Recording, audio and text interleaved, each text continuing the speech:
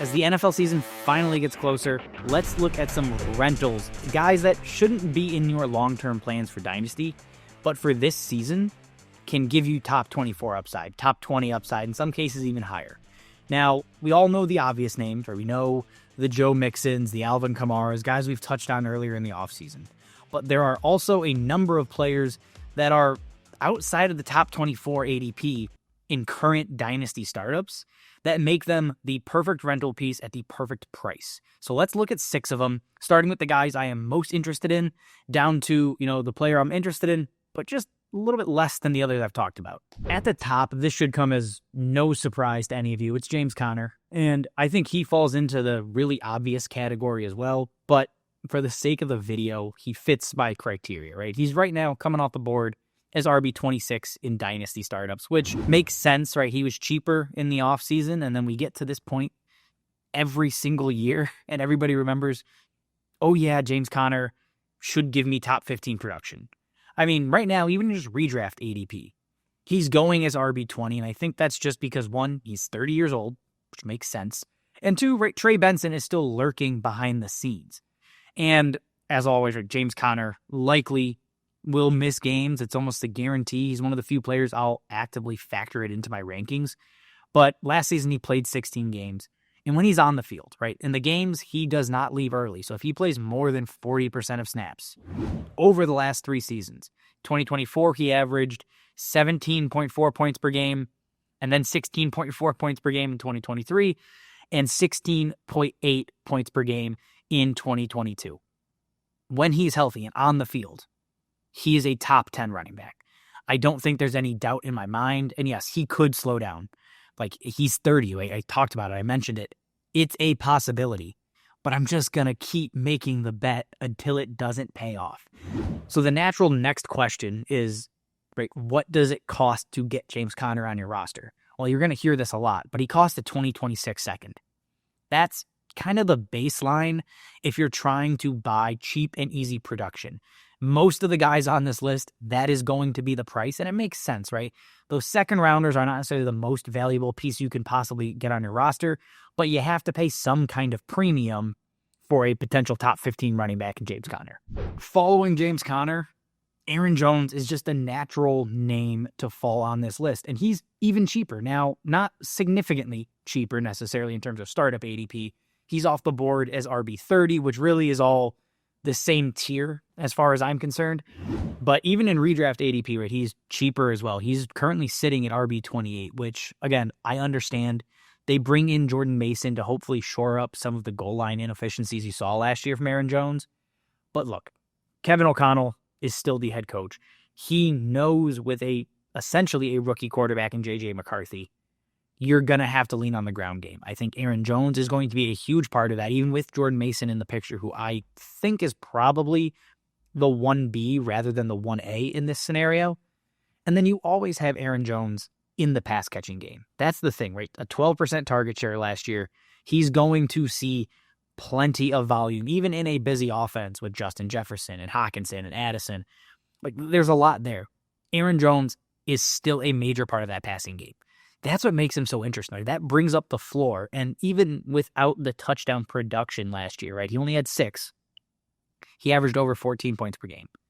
That is enough to say, 1, the floor is high, and 2, the ceiling is even higher if touchdown luck falls his way, which is not out of the question. Right? Again, I'll go back to it. With Kevin O'Connell there, I expect this to be a good offense, even with a virtual rookie quarterback. Now, the price for Aaron Jones, again, RB30, he's basically what James Conner costs. It's going to be what the next player costs as well. It is the standard get-in price for any high-profile veteran running back. You have to give up something of value, and it makes sense that that's attached to Aaron Jones here. Now, sitting in the middle of the pack, and actually cheaper than both James Conner and Aaron Jones, is DeAndre Swift. Now, yes, I am a Bears fan. I've been a noted DeAndre Swift fan for several years when he was with Detroit.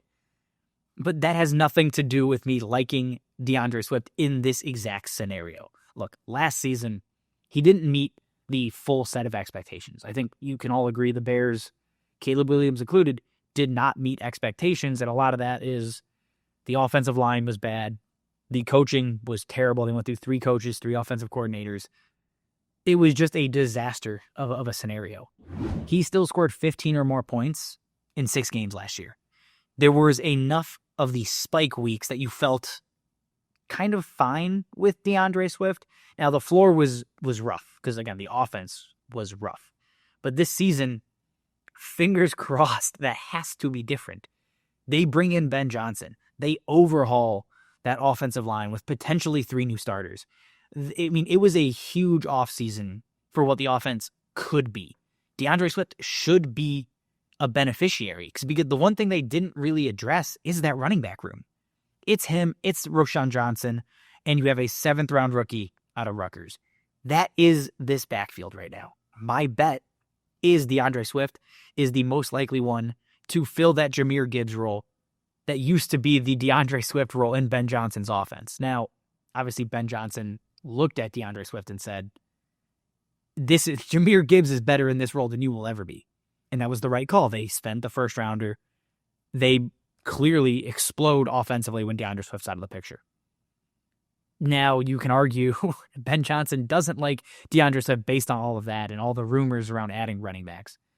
And you probably can make a really good point that you're right. But this season, right now, DeAndre Swift's the RB1 here. Maybe he ends up the 1A, the 1B, and it's the lightest version ever of Gibbs and David Montgomery with Roschon Johnson and DeAndre Swift. But that is going to be better than what we saw last year. I'm just going to make the bet that Ben Johnson figures this out. And at least, even if the Bears aren't successful necessarily in NFL terms, the offense takes a step forward and the running backs see a big uptick in value. Because again, in redraft, he's going as RB24. In Dynasty, he's RB32. There's clearly upside for this season. And when you're paying a 26 second, that's the get-in price roughly, as it is for most of these running backs, that is perfectly fine with me. Now, after the top 3, these are guys I think you can go out and add, but I am less inclined to kind of push my cards in and rely on these next 3 players like I'd be comfortable with on the first 3. The 4th one is Brian Robinson. Now, again, I have not been a big fan of Brian Robinson most of his career, but now his price it's gotten so cheap. RB34 in Dynasty, RB29 in redraft, so there's a little bit of upside there, at least for this season. Last year, he gives you 7 games over 13 points or more, so he brings you a solid floor. And honestly, with this offense and the way it's ascending and the pieces they're adding, right? You look at a Deebo Samuel, even if he's over the hump a little bit, this offense is going to improve. You get a 2nd year of Jaden Daniels, and Brian Robinson scores 8 touchdowns on the ground last year. There is potential and a path for him to go 10, 12 touchdowns even. And if he does that at RB34 in Dynasty, you're paying off almost every single time, even if the floor sucks, because the receiving numbers are not great, right? A 6% target share, there's clearly more you want to see there that he's just not going to earn. But with the touchdown production, it's going to give you enough spike weeks, game-winning weeks, and that's what I'm hoping to get for a player that I'm hopeful have on my roster as an RB3, RB4. Because look, throughout the course of the season, you will need to plug him into your roster, whether it's bye weeks, whether it's injuries. Brian Robinson will be a meaningful part of a fantasy roster. But still, on the ground, it is hard to find many running backs that have a better situation than Brian Robinson does. Now, he also cost a 2026 second. So that's why I wanted to rank these guys kind of in this order because, look, there is clearly value to Brian Robinson, but at the same exact price as the other 3, I'm just sort of making a mental note of who I trust the most for that particular get-in price. And to close us out, a guy I talked about in my last video, J.K. Dobbins. Now, off the board, RB47 in Dynasty, RB36 in redraft. So again, some upside, but a fringe RB3 expected for next season. And you may wonder, why would I buy J.K. Dobbins? Well, what's the point of a backup running back to R.J. Harvey? Well, I don't know if he enters the year or starts the year as a true backup. All of the news out there right now is he's going to get first crack at that 3rd down running back job. And that matters because he's a good pass catcher with over a 10% target share last year. J.K. Dobbins, when healthy with the ball in his hands, is a great player, especially for fantasy. Like, he does a lot of the things you want in a fantasy running back. Explosive plays, pass catching, a nose for the end zone. Health is always the biggest concern for him. But obviously he's sitting down here. He's so cheap because they bring in R.J. Harvey. Sean Payton gets his guy to fill a void in this running back room that was obviously apparent and glaring, given they also signed J.K. Dobbins in the summer. This running back room was wide open. I believe R.J. Harvey's the 1A for sure. Sean Payton wanted him. That's good. But also, Sean Payton is known to make multiple running backs fantasy relevant. Now, obviously, I'm not saying this is Mark Ingram, Alvin Kamara. That is, I think, far too lofty of an expectation to put on either of these players. But in the pass-catching role, you're going to tell me he's Alvin Kamara light? I'll take a chance at RB47. I don't think that's a crazy thing to chase. And again, the get-in price is dirt cheap because he is going so late in both Dynasty and Redraft. So when you factor in he will cost you maybe a 2026 third or a 2027 third plus like a throwaway depth wide receiver, that's interesting upside. Now, obviously, he falls below everybody else here because he is fighting an uphill battle to earn that role.